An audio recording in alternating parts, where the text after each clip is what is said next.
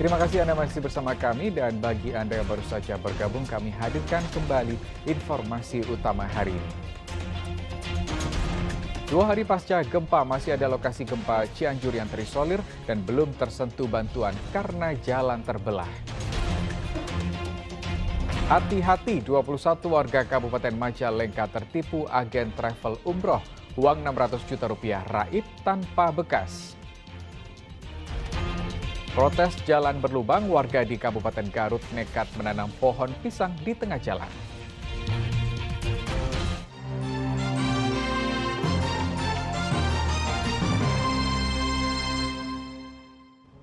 Petugas Satreskrim Polres Majalengka meringkus 3 orang pelaku penipuan dengan modus agen travel umroh.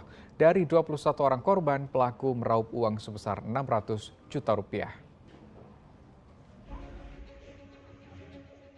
3 orang pria ditangkap aparat Satreskrim Polres Majalengka karena diduga melakukan penipuan dan penggelapan uang berkedok agen travel umroh. Ketiga tersangka yakni Syarif berusia 45 tahun, warga desa Lenggah Sari, Majalengka, serta 2 orang warga kota Bekasi, yaitu Memen 39 tahun dan Rian 48 tahun. Modus penipuan yang dilakukan tersangka yakni dengan berpura-pura menjadi agen travel umroh. Korban diiming-imingi akan diberangkatkan umroh pada Oktober 2022. Namun, puluhan korban yang sudah membayar sejumlah uang sejak Februari lalu tidak kunjung diberangkatkan ke Tanah Suci. Mereka hanya diberi perlengkapan umroh dan diinapkan di hotel kawasan Tangerang selama 17 hari. Dari tindak kejahatannya, para tersangka telah meraup uang sebesar 600 juta rupiah dari 21 korban calon jemaah umroh. Di mana harusnya mereka tanggal 12 Oktober tahun 2022 itu berangkat ke Tanah Suci, namun mereka selama 17 hari diinapkan di hotel tanpa ada perkembangan, tanpa ada kepastian untuk berangkat. Mereka sudah melakukan rangkaian persiapan baik dari vaksin, kemudian persiapan paspor, kemudian sudah dibekali juga sarana prasarana seperti tas gendong, kemudian ikrom dan sebagainya. Namun pada saat mereka harusnya berangkat ke Tanah Suci 12 Oktober, mereka tidak berangkat. Dari hasil pemeriksaan kita bahwa travel agent ini bukan travel agent yang benar. Dari 21 orang yang dijanjikan untuk berangkat, kita menaksir sekitar kurang lebih 600 juta rupiah dana yang ditipu oleh para pelaku. Merasa curiga tidak kunjung diberangkatkan ke Tanah Suci, para korban mendatangi Mapolres Majalengka pada Senin siang dengan membawa bukti berupa kwitansi pembayaran umroh. Para korban mengalami kerugian yang bervariasi, mulai dari 28 juta hingga 32 juta rupiah per orang. Masing-masing berapa Pak kerugiannya Pak? Itu variasi, ada yang 28 juta, ada yang 32 juta 500. Beda ya, sesuai kesepakatan ketika dia datang ke rumahnya. Itu Bapak sempat diberangkatkan nggak Pak? Ya? Sempat diberangkatkan nggak? Nah justru itu, tidak diberangkatkan sampai sekarang, cuma diinapkan di hotel selama 17 hari. Dari tangan pelaku, polisi mengamankan barang bukti, diantaranya paspor, buku tabungan, hingga koper. Para korban berharap uang mereka dikembalikan. Akibat perbuatannya, para tersangka dijerat dengan pasal 372 dan 378 KUH Pidana dengan ancaman 4 tahun penjara. Agun Gunawan melaporkan dari Majalengka. Ya, kita ke informasi lain. Teknologi tepat guna berupa tungku burner biomasa digital berhasil dibuat oleh Pos Pelayanan Teknologi Tepat Guna Desa Gudang, Kecamatan Tanjung Sari, Kabupaten Sumedang. Tungku yang menggunakan bahan bakar serbuk gergaji dan limbah sawit ini jauh lebih hemat dibandingkan menggunakan tungku dengan bahan bakar gas LPG. Seorang pria di Desa Gudang, Kecamatan Tanjung Sari, Kabupaten Sumedang, mampu berinovasi dengan membuat alat pembakaran modern yang diberi nama tungku burner biomasa digital. Bersama Pos Pelayanan Teknologi Tepat Guna atau Posyantek Desa Gudang, Muhammad Awaludin Syafril membuat tungku modern berbahan bakar serbuk gergaji yang dipadatkan dan juga limbah sawit. Dengan kontrol elektronik, besar kecil api yang mempengaruhi suhu kompor bisa diatur hanya dengan menekan tombol.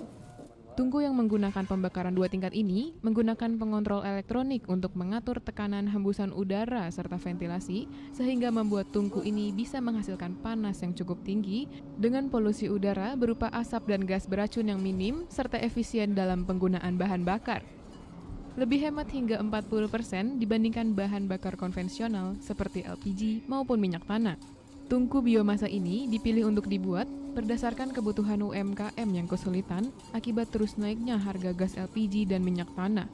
Sedang serbuk gergaji dan limbah sawit lebih murah dan lebih mudah didapat. Jadi ini secara penggunaan lebih hemat daripada penggunaan bahan bakar yang konvensional ataupun bahan bakar fosil gitu, seperti LPG, kemudian minyak tanah, kemudian juga bahan kayu bakar sendiri gitu. Nah, melihat bahwa dengan adanya tungku bahan biomasa ini sendiri bisa menekan biaya operasional terkait bahan bakar, sehingga kedudukan tungku bahan biomasa ini sendiri menjadi alternatif bagi pelaku UMKM untuk menunjang kegiatan produksi itu sendiri. Atas inovasinya, Posyantek Desa Gudang tahun 2021 lalu meraih prestasi juara pertama Lomba Teknologi Tepat Guna yang diselenggarakan Kementerian Desa Pembangunan, Daerah Tertinggal dan Transmigrasi. Sejak mulai dibuat tahun lalu, sudah ada sekitar 100 tungku yang terjual kepada pelaku UMKM di wilayah Sumedang hingga keluar provinsi. Dengan harga Rp7,5 juta per unit, tungku burner biomasa ini memang diperuntukkan bagi industri kecil, baik untuk pembakar maupun pengering. Meski tungku ini memiliki manfaat terutama bagi industri kecil, Awaludin belum bisa memproduksinya secara massal karena tak memiliki modal dan sumber daya manusia yang memadai, serta minimnya perhatian dari pemerintah daerah. Agun Gunawan melaporkan dari Kabupaten Sumedang. Warga di Kabupaten Garut menanam pohon pisang di tengah jalan. Aksi tersebut dilakukan sebagai protes terhadap kondisi jalan yang berlubang sehingga sering menimbulkan kecelakaan. Bukan sulap, bukan sihir. Pohon pisang ini tiba-tiba saja tumbuh di tengah badan Jalan Raya Cibiuk, Kabupaten Garut. Pohon pisang yang tumbuh di lubang jalan ini bahkan sudah berbuah. Tak hanya ditanam di pinggir jalan raya, ada pula pohon pisang yang ditanam di tengah jalan raya. Jalan Raya Cibiuk merupakan jalan penghubung antara Limbangan menuju Garut Kota dan sebaliknya. Tak sedikit pengendara yang mengalami kecelakaan karena rusaknya jalan. Pohon pisang yang tumbuh di tengah badan jalan ini adalah aksi warga untuk memberi rambu bahaya. Tragedi jatuhnya motor kurang, sebenarnya enggak lagi. Enggak lagi. Artinya banyak di sini yang celaka. Kenapa, Pak? Jalannya berlubang. Oh, banyak ya? Malah kalau hujan mah dekat tinggal pisah. Oh, nggak kelihatan. Ya. Kalau hujan artinya si lubang-lubang itu kalau tidak ada tanda pohon pisang ketutup air. Oh, jadi ditandai dengan pohon pisang. Supaya hati-hati. Tidak ya. Bapak juga informasinya korban juga? Jatuh? Warga berharap pemerintah segera memperbaiki jalan yang rusak ini, karena tak sedikit pemotor yang menjadi korban. Itu adalah dari warga masyarakat sekitar. Dan itu adalah salah satu bentuk aspirasi warga masyarakat menyikapi kondisi jalan. Jadi aspirasi tanam pisang itu saya menangkapnya mohon segera untuk diperbaiki oleh instansi yang berwenang. Dalam hal ini adalah secara umum pemerintah Kabupaten Garut, leading sektornya ada di Dinas PUPR.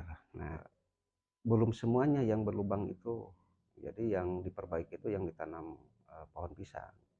Jadi jawabnya dari PUPR, hari ini Pak akan diselesaikan. Jalan Cibiuk sepanjang 4,4 km merupakan jalur alternatif menuju Jalan Nasional Limbangan. Di sepanjang itu terdapat lebih dari 17 lubang di jalan. Eko Setiabudi melaporkan dari Kabupaten Garut. Informasi dari mengakhiri jumpa kita hari ini. Atas nama rekan yang bertugas, saya Rusdi Maulana mengucapkan terima kasih atas kebersamaan Anda. Selamat beraktivitas dan sampai jumpa.